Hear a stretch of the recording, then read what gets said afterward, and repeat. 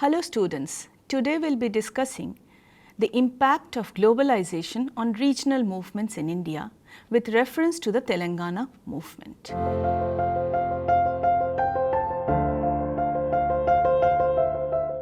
The objective behind today's discussion is to give you an understanding and insight into the changing dynamics of regional movements in India pre and post 1990s. Then we would try to understand the nature of the Telangana movement and the response of the government. For the convenience of understanding, the entire discussion is divided into a number of segments.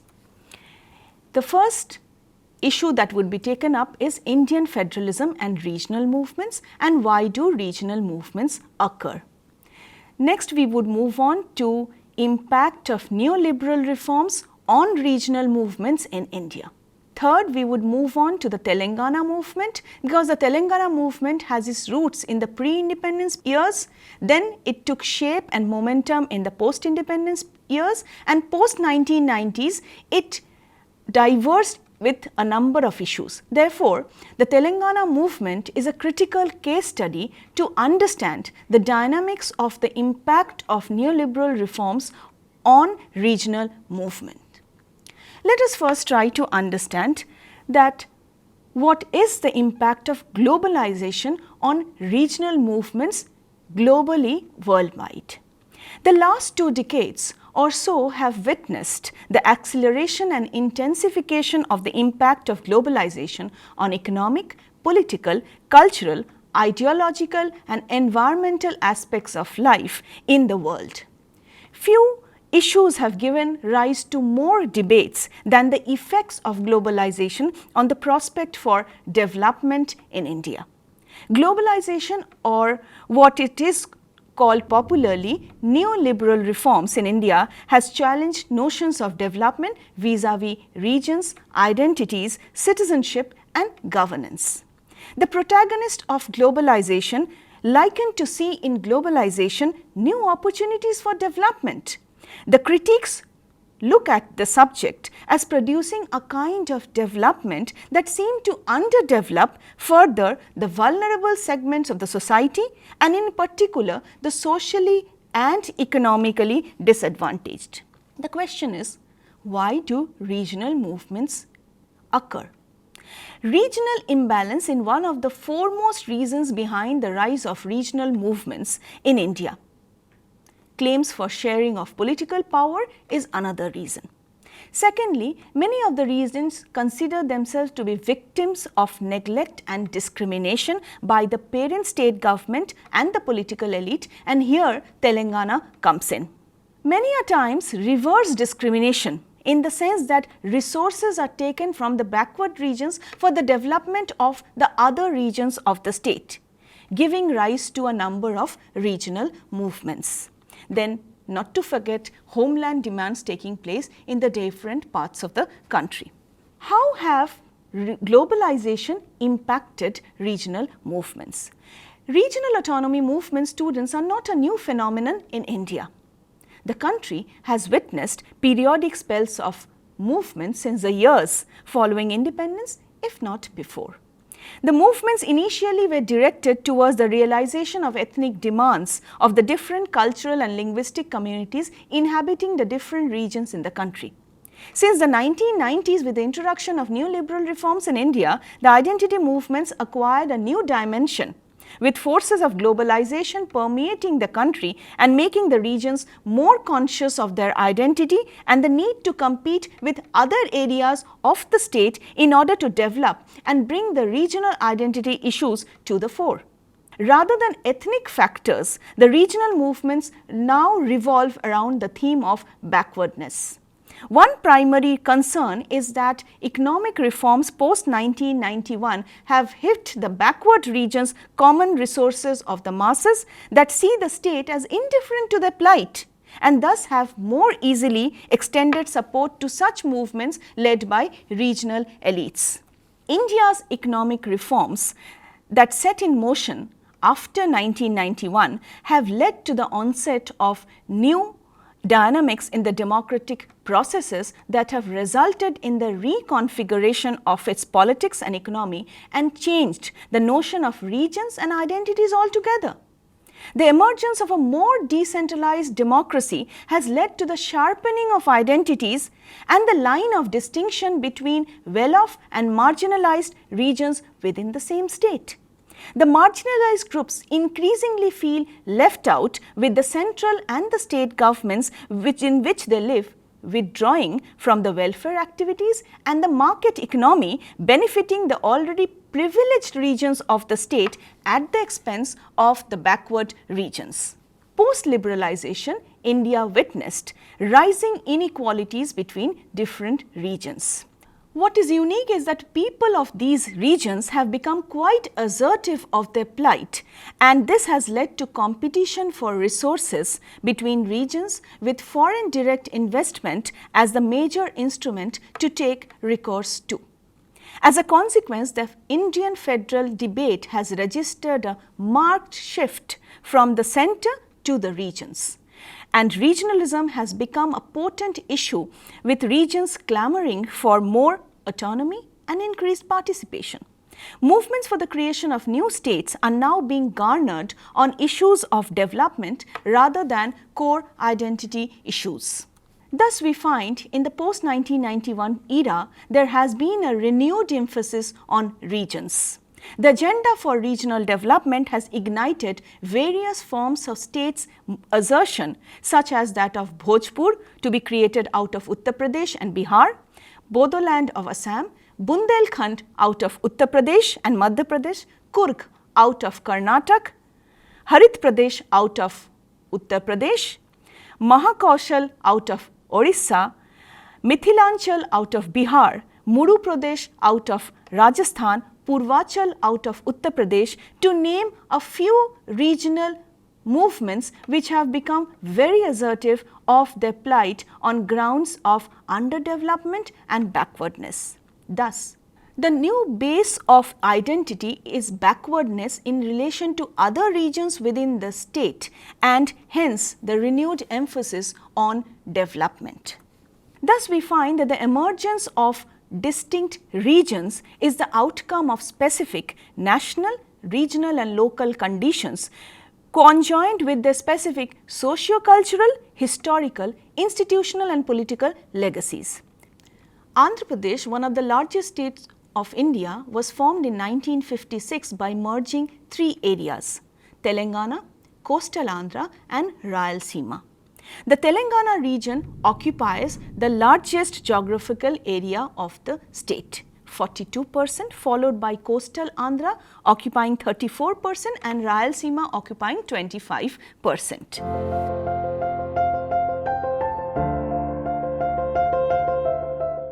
Now, let us try to understand the movement of Telangana and the emphasis from a region to a state. The state of Telangana was formed on 2nd June 2014 as the 29th state of India by carving 10 out of 23 districts of undivided Andhra Pradesh.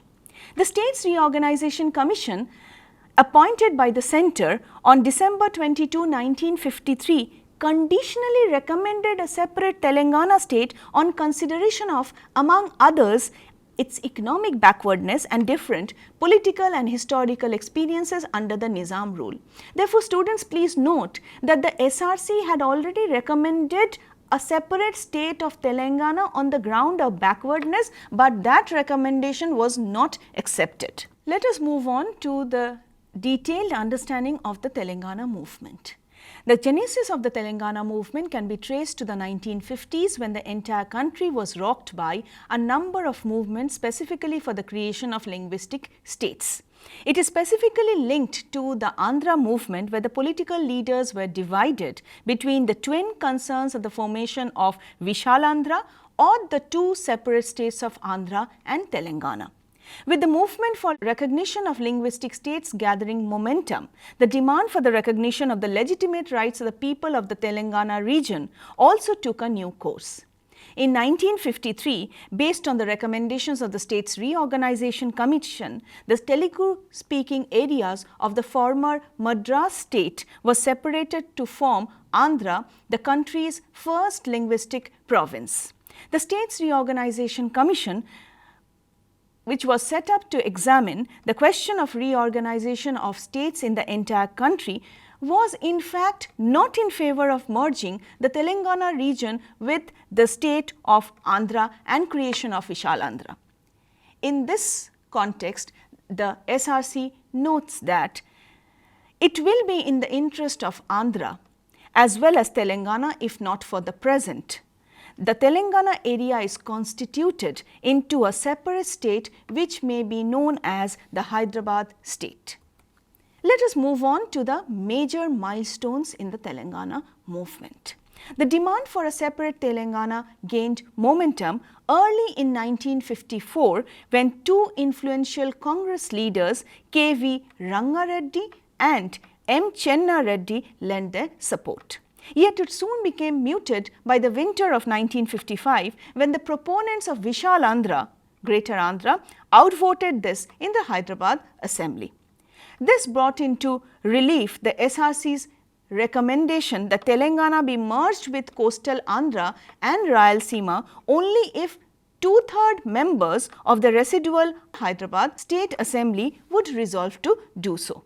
The merger was expedited after the chief ministers of Hyderabad and Andhra agreed to form a united Andhra Pradesh in 1955, which was officially endorsed by 8 political leaders from across the regions on February 20, 1956 in what is famously known as the Gentleman's Agreement. Now, what is the Gentleman's Agreement? The Gentleman's Agreement envisions a power-sharing agreement. This agreement provided for a 20-member regional council for Telangana. It also said that a distribution of cabinet portfolios wherein the proportion of members of Andhra and Telangana was respectively fixed at 60% and 40%. Moreover, if the post of the CM was allotted to a person from Andhra, including Rayalaseema, the deputy CM would come from Telangana. 2 key cabinet portfolios chosen from Home, Finance, Revenue, Planning and Development and Commerce and Industry portfolios would be assigned to ministers from Telangana. The Gentleman's Agreement also provided that the surplus income of Telangana, after deducting its proportional share in the state's expenditure on central and general administration, would be earmarked for Telangana's development expenditure. Apart from these, favorable and protective service conditions were inter alia provided by laying down 12 years of domiciliary requirements for employment in government services in Telangana. Now, it is imperative to understand that though the Gentleman's Agreement provided for a sharing of resources, sharing of cabinet portfolios between the legislative members belonging to the Andhra and Telangana region, however, not much was achieved. Please note, students, that a number of factors actually played an important role in the Telangana movement.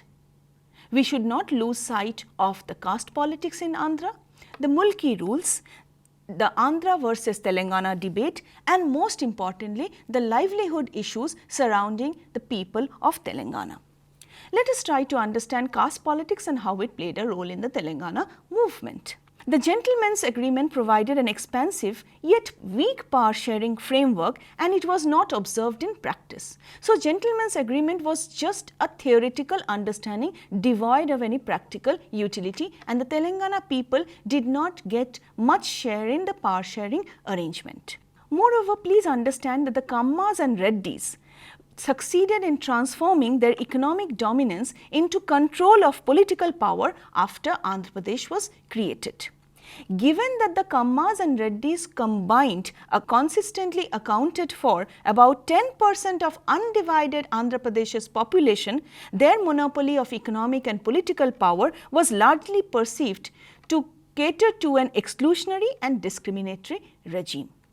This popular perception was also largely responsible as large segments of the educated middle class which emerged across castes both forward as well as backward in Andhra Pradesh could no longer be accommodated in the old patrimonial system following the expansion of modern education. So, here we note that caste politics plays an important role in fomenting the Telangana movement. Added to this was the age-old Mulki rules. Now, what are those Mulki rules? The persistent Mulki rules controversy fueled fire to the long-standing grievances and a sense of insecurity of the people of Telangana who felt that their co-linguistic counterparts in the region of Andhra were benefiting more than them. Originally framed by the Nizam of Hyderabad in 1919, the Mulki rules were farmans or decrees given to the Mulkis. Mulki refers to local residents who fulfill the minimum domiciliary requirements of 15 years in Hyderabad, favorable access to subordinate civil services. The controversy surrounding Mulki rules was confounded. Allegations of serious irregularities committed by the state in issuing bogus Mulki certificates to the people belonging to the Andhra region who got secure jobs in Telangana, wherein many people who should have been getting jobs from the Telangana region were denied jobs because of these bogus Mulki certificates. Thus, what happened was that the Telangana youths lost out on the much deserved employment opportunities, and this ignited a sense of frustration among the people.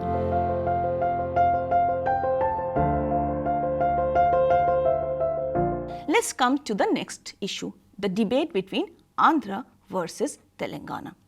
The Telangana people argued that language and culture are distinctive from their coastal Andhra counterparts, especially given that the fact that the former's language and culture have an indelible influence of Urdu language and Persian, including the food, dress, way of life, etc., which were entrenched by the Nizam rulers during the 18th and the 19th century. Unlike their counterparts in coastal Andhra and Rayalaseema, who were highly influenced by the British. Thus, we find that this was a cultural divide. The Nizam's influence on Telangana and the British influence on Andhra and Rayalaseema. The formation of Telangana was seen as a fruit that would help the Telangana people overcome this cultural, economic, linguistic and political marginalization. Moreover, the benefits of liberalization could be reaped more easily by states and regions with higher levels of literacy, education, health and infrastructure. And definitely here, the Andhra region was much forward than the Telangana region. Another interesting fact is the Telugu film industry. The control of the film industry and infrastructure like airports, highways, flyovers, malls and residential complexes by Andhra capitalists reinforced the overwhelming sense of Telangana being relegated to an internal colony. Because there was another important factor which should be noted here about how the Telugu industry worked. Now, comic characters in the Telugu films with their rustic and broken language were mostly drawn from the Telangana region. It was conveniently used not only to reinforce their cultural backwardness, but also their marginal role in the Telugu society. Coming to the next important issue, livelihood issues, and the foremost here comes in agriculture. The people of the rural districts of Telangana, excluding Hyderabad, are solely dependent on agriculture and water for their livelihood.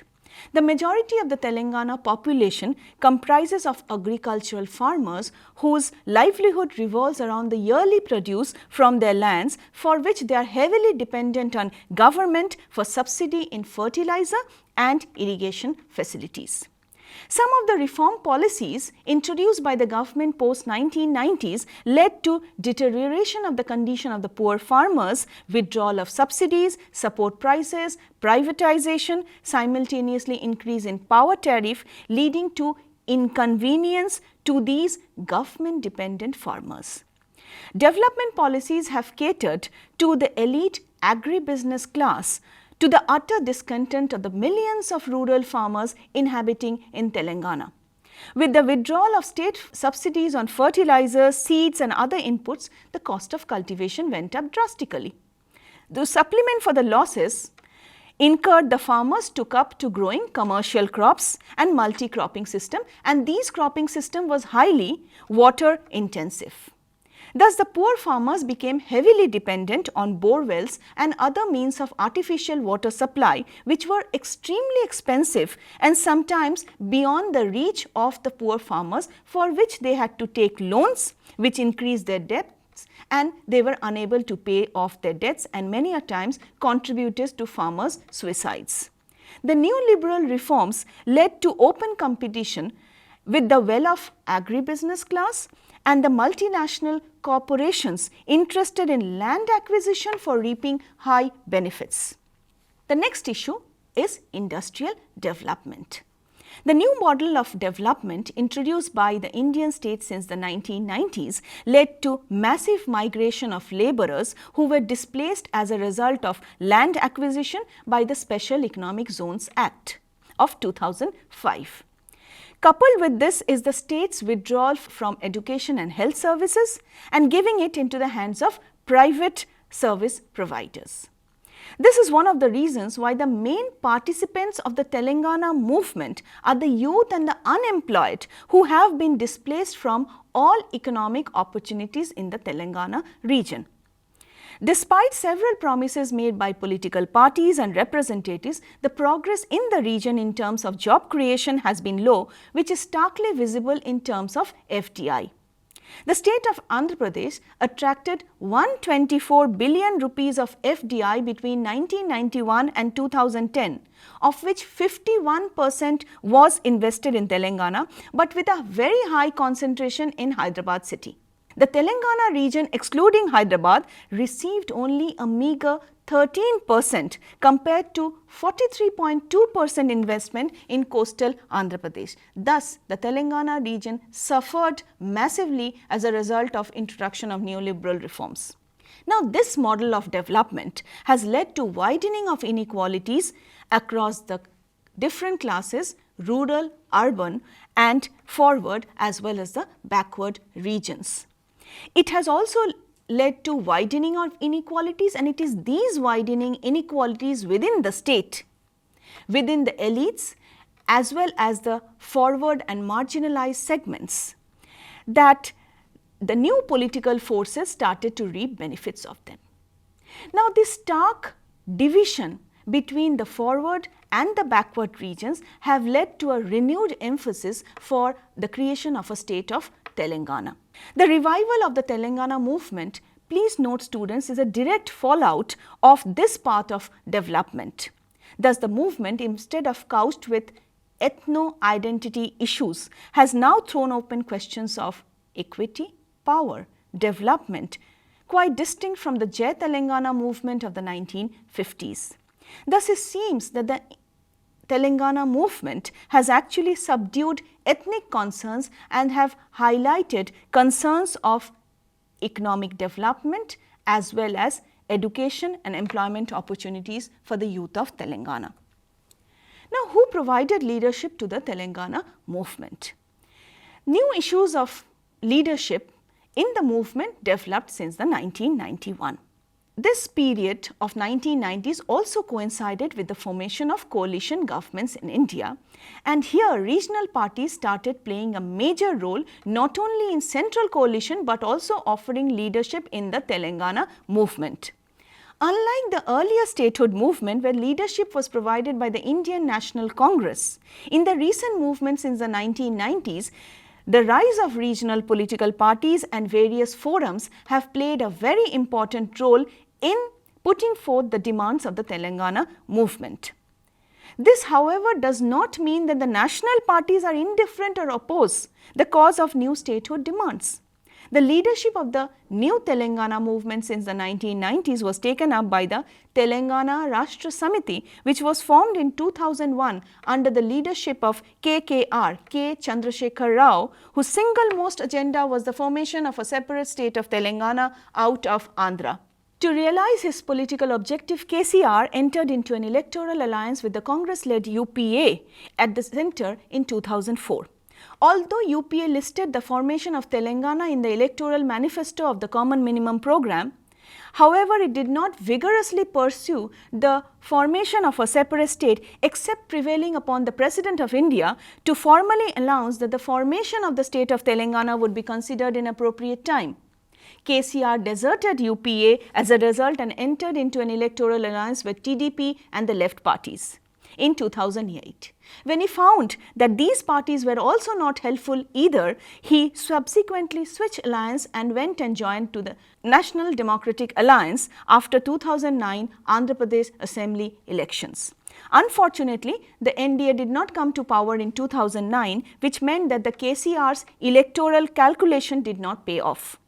Yet, Telangana Rashtra Samiti, along with various social movements, succeeded in catapulting Telangana into the limelight of federal electoral calculations and exerted tremendous pressure on political parties to expedite the creation of Telangana. New Delhi's decision to create Telangana in 2014 under Article 3 of the Indian Constitution caters to the long-standing demand of the creation of a separate state of Telangana. The UPA government in 2014 assented to the creation of a separate state of Telangana. However, please note that such a unilateral move would have been unimaginable in conventional federal states like the United States, wherein territorial boundaries of constituent states are considered inviolable unless the latter concur with the federal government to resize or remap. This is not the case in India, where Article 3 allows for internal reorganization.